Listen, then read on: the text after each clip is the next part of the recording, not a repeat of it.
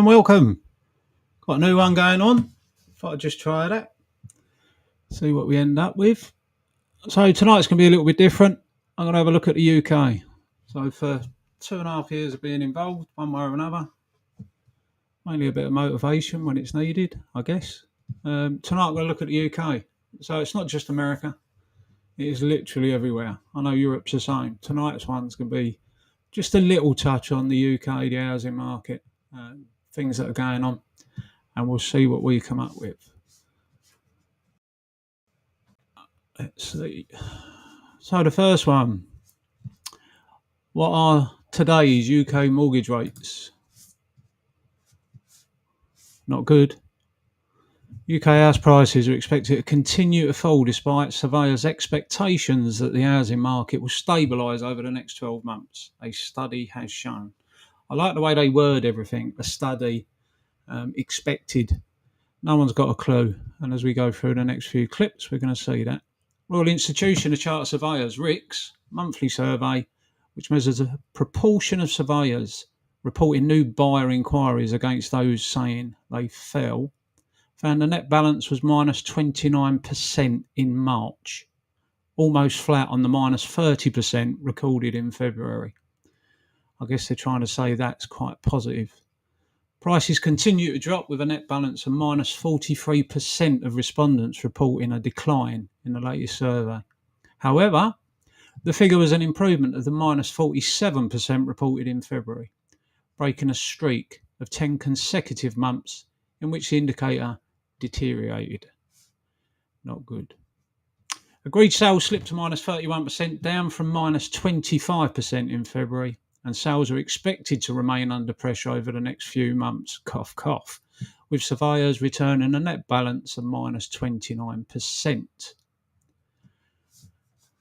Not a great start.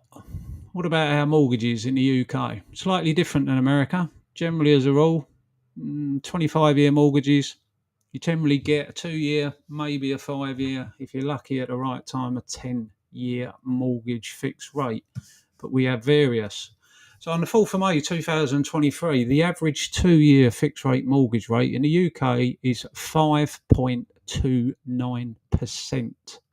Now, in order to get that 5.29%, you need an exemplary credit rating. You also need 25% deposit. If the house is worth 400,000, you need a 300,000 mortgage. You will put down 25%, 100 grand. The average 5-year fixed rate mortgage in the UK is 4.69%. And again, you'll need to put 25% of the value of the house down, the loan to value. The average 2-year variable rate mortgage rate in the UK is 4.91%. Again, based on 25% of the property price as your deposit.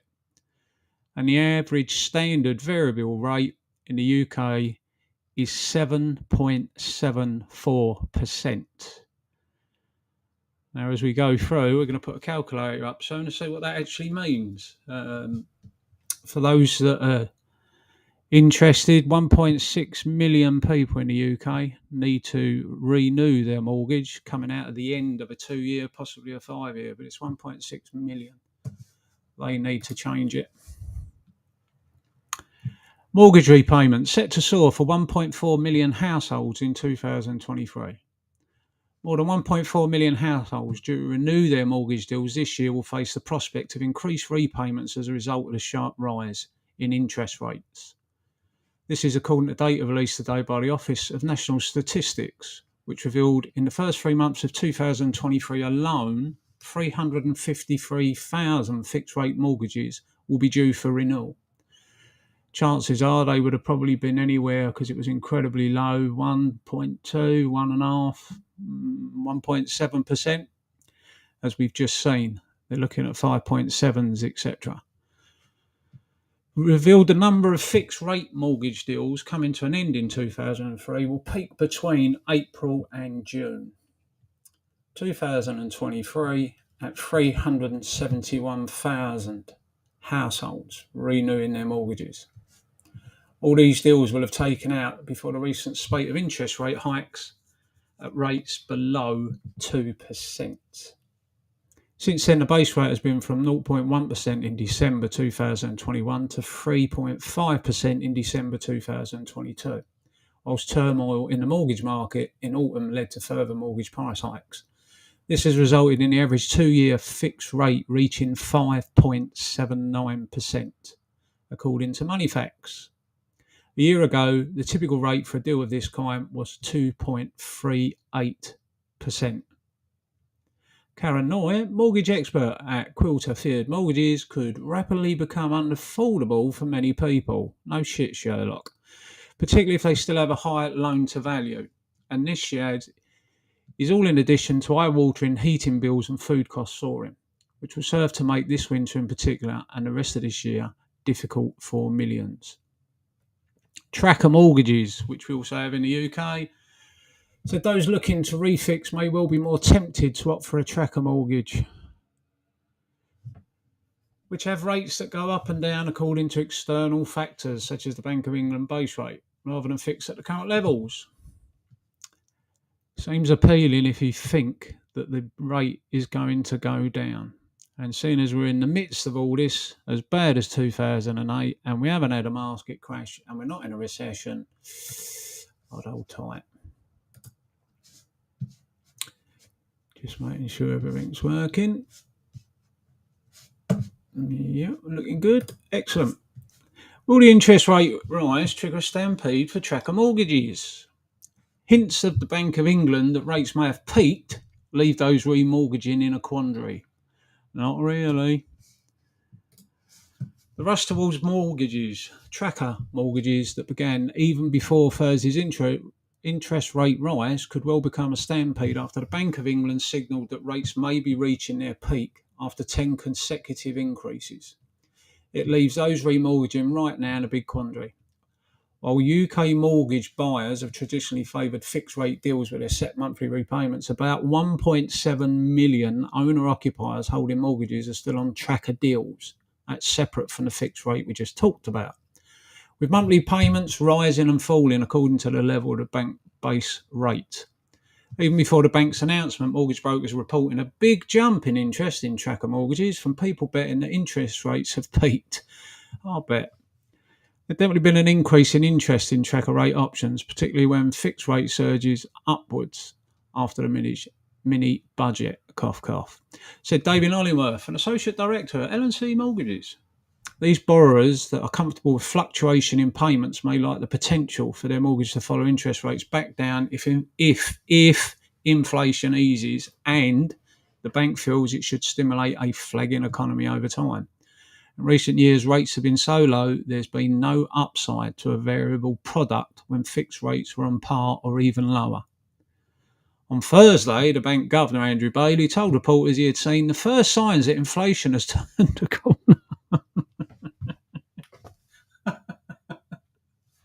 Of course you have, son. I believe you. No, honestly, of course I do. You're a very, very smart man. Paid fortunes. Know exactly what you're talking about. Suggesting after a year of base rates rises aimed at tackling rocketing prices, an end to rising interest rates may be within sight. I've got to say something positive, but I'm going to have to cover my arse in case it all goes pear-shaped. No soft landing to be had. Bailey also said a recession, though less severe than previously predicted, was still on the way, adding to the peak rates argument. City analysts expect the bank to raise interest rates again to 4.5% in the spring after a series of cuts next year brings it back to 3.5%. This suggests it could be more pain to come for mortgage holders in terms of rising monthly payments. However, the outlook is better than after Kwasi Kwarteng's mini budget in September, when the city was forecasting that the bank base rate would hit 6% by this spring. I've read enough of that one. I can't read anymore. Why have interest rates in the UK gone up? On Thursday, 21st of March 2023, we raised our interest rate, this is the Bank of England, by 0.25% to 4.25%. Our interest rate influences many other rates in the UK, including those you might have for a loan, a mortgage or a savings account. bank rate is also widely known as the base rate or just the interest rate. We are raising interest rates because inflation is too high. No shit, Sherlock. It's around 10% now, and our target is 2%. Raising interest rates is the best way we have to bring down inflation. Let's hope it works. In the meantime, we are all suffering. Cost of everything's through the roof. We all know how this works. It means many people will face higher borrowing costs, and some businesses will face higher loan rates. That means through their fuck-ups and everything going on in the world, if you're one of them 1.4 million that need to get a new fixed rate on your mortgage, you're going to pay a lot more. If you've got a tracker and you're thinking it's going to go down, you're going to end up paying a lot more. Just my opinion. I'm not a financial advisor. I've been here before is all I can look for. History repeating itself. It means many people will face higher borrowing costs and some businesses will face higher loan rates. We know that we will make things harder for many people coming on top of higher energy and food bills. But we need to act to lower inflation. Low and stable inflation is vital so that money keeps its value and people can plan for the future with confidence. It's fundamental for a healthy economy. What he didn't do there was go into any detail, as we all know. Obviously, as inflation goes up, our pound is worth less. As the cost of everything goes up and our pound is worth less, we're paying more out of each pound. It's a vicious circle. How the bank rate has changed over time. 2008, we had a peak at 5.75% for the bank rate. That then toppled right the way down, and we had 0.5% for a number of years, stimulate growth, business, people borrowing money, etc. It bubbled along, and then November, it climbed, and it climbed, and it climbed, and it climbed, and it climbed, and it's currently sitting at 4.25%. The belief is, without a market crash and a recession, all the money being printed around the world by the central banks, the problems that America's got, global issues with Russia and China, supply issues, carryovers from the pandemic, we're going to be able to get that down to 2% with a recession on its way. Good luck. Let's have a little look on what it changes. So we'll go for a repayment. Mortgage balance, we're going to say 300,000. We're going to do it over 15 years to be generous. Now, we had all under 2, so let's just be generous and go at 1.9%. And we're now going to end 5.25%. Let's put 2,000 is our maximum we can afford. Oh, look. £2,412 per month for a 5.25% mortgage on a £300,000 mortgage with a £100,000 deposit. I just don't get where people ain't going to be buying houses. People ain't going to be able to sell their houses. People want to downsize because their mortgages are coming to an end. Well, let's keep going. Bank of England. This was on Thursday, 20th of April 2023. Bank of England predicted to raise interest rates one more time in May. I'm glad it's one more time in May and not twice in May. I know things are bad, but I don't think they go that far. It's just wording, but it's always the same. That's why I don't read newspapers no more, but I needed to for this, see what the world was saying. So, increase to 4.5% will be the last rise in current cycle. Former rate setter, Michael Saunders predicts, I'll predict it will go to 7. The Bank of England is likely to increase interest rates one more time in May to 4.5% before inflation falls sharply over the rest of the year, a former rate setter has predicted. Michael Saunders, who was a member of the Monetary Policy Committee until August, said the UK was nearly at a turning point for interest rates, which have risen sharply after the past year as policymakers tried to curb a surge in prices caused by an increase in energy costs. He said his former colleagues at the Bank of England would most notably vote for final increase in May, which would be the 12th increase in a row, before holding interest rates steady over the following months. So that isn't going to be a quick drop, people. I think they'll raise interest rates again at the May meeting with another 25 basis points. They'll take interest rates up to 4.5%. I think we get this further, probably final hike in May, and then probably a long period in which interest rates are fairly stable. The big tightening cycle, interest rates going up meeting after meeting. I think that's largely over, and now what you'll see for the rest of this year is inflation crawling lower, interest rates stable. However, it started off by saying the Bank of England is likely to increase interest rates one more time in May to 4.5% before inflation falls sharply over the rest of the year. So, my friend, what is it? Is it going to fall sharply, or is it going to be crawling lower? All in the same document, courtesy of The Guardian. Well, I never. UK mortgage rates have dipped since last year. We list rates and look at whether they will continue to fall now interest rates are predicted to slowly return to pandemic levels. This is in the Times. Money Mentor.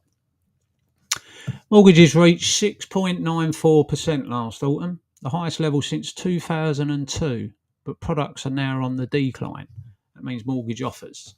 While a total of 11 Bank of England interest rate rises have hit homeowners hard, they are gradually expected to return to pre-pandemic levels. Expected, gradually, we believe. There's a lot of opium out there amongst these people.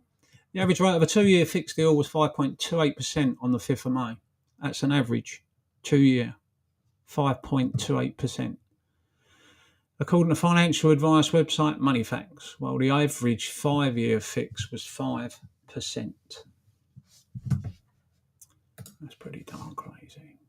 Just a reminder for everyone, I'm not going to bang on about it too much. This Bank of England was unaware of impending financial crisis, 7th of June 2015.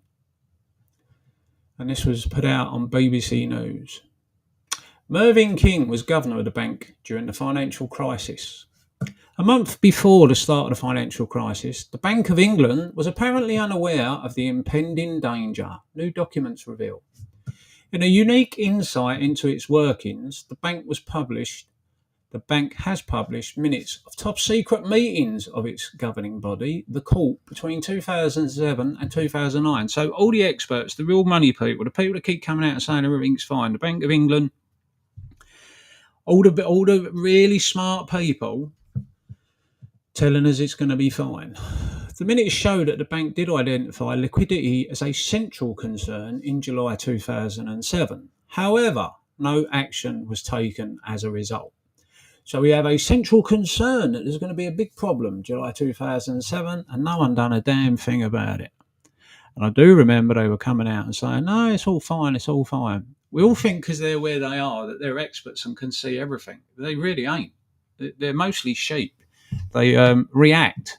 They're not proactive. They just react to things. They can't see what every area, what every financial segment in every country is doing.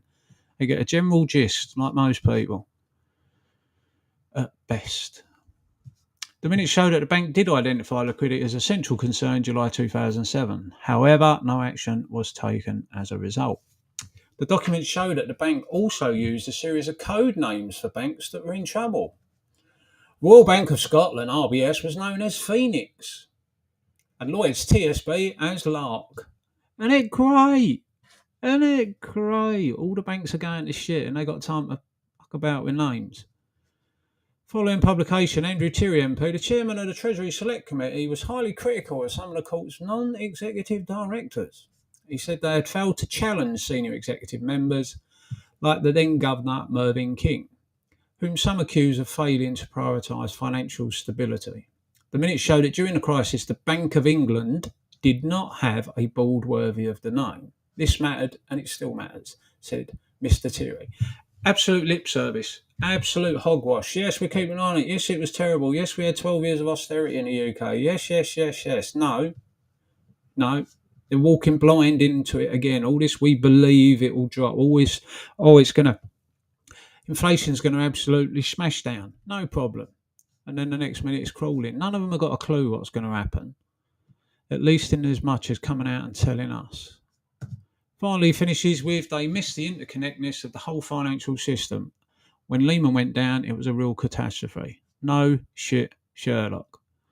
Minutes showed that in July 2007, the court, akin to a company board, spent time discussing staff pensions, open days, and new members of the Monetary Policy Committee. A step up on watching porn for the SEC, I guess.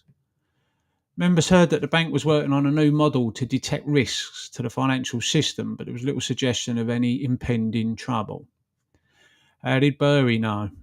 Less than a month later, on August the 9th, French bank BNP Paribas came clean about its exposure to subprime mortgages in what some believe was the start of the financial crisis.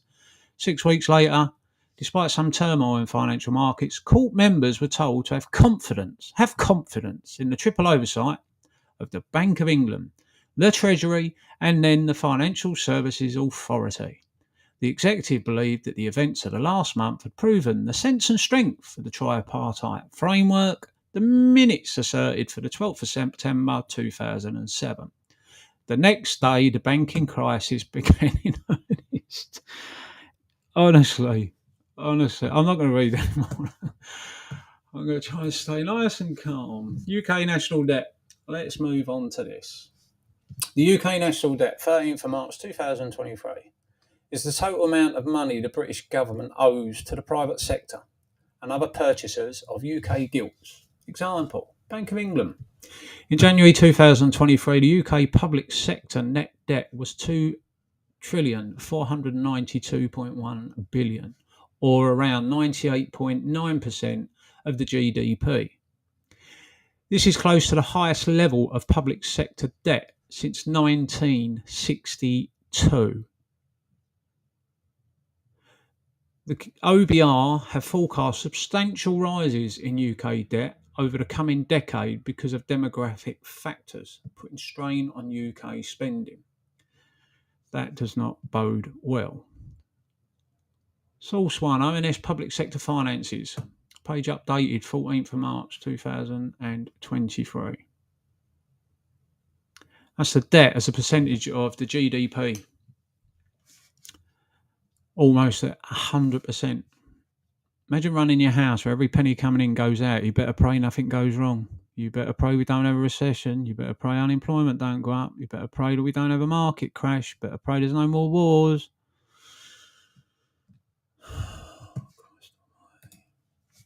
Governance and funding. Just thought this would be interesting to throw it in. About the Bank of England. We are a public body that must answer to the people of the UK through Parliament. Well, they don't, do they? Let's be honest. They're telling us it's fine. It's fine. Be fine. Just like they did 2006-07, leading up to the market crash of 2008. We started over 300 years ago as a private bank with shareholders. In 1946, the government nationalised us because of our central importance to the UK's economy. Honestly, the amount of times I felt I wish they'd stop helping us. I wish they'd stop helping us. In 1997, the government granted us independence in some areas of our work because they wanted our decisions to be free from party political influence. Cough, cough. Bank of England. Oh, didn't like that. Share this tab. There we go. Bank of England, central banks. What is the Bank of England? It's United Kingdom's central bank and serves the UK government as the official banking institution for monetary affairs.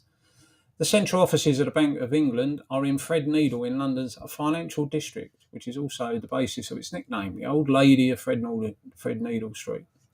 The Bank of England is the world's 8th oldest bank and a structural model for most central banks around the world. It was established in 1694 as a private entity and remained private for 250 years until it was nationalised in 1946. In 1998, the Bank of England evolved to become an independent public organisation wholly owned by the Treasury Solicitor. In addition, the Bank of England acts as an official gold custodian of the UK and other central banks worldwide. The bank's gold vault hold about 400,000 gold bars, estimated to be worth over 200 billion, and represents about 3% of all gold mined in history. I'm not going to look at how that works. If you're still here, well done. Consumer Price Index. CPI, widely used around the world. We also have in the UK, which I've used myself, negotiating pay rises, Retail Price Index, RPI.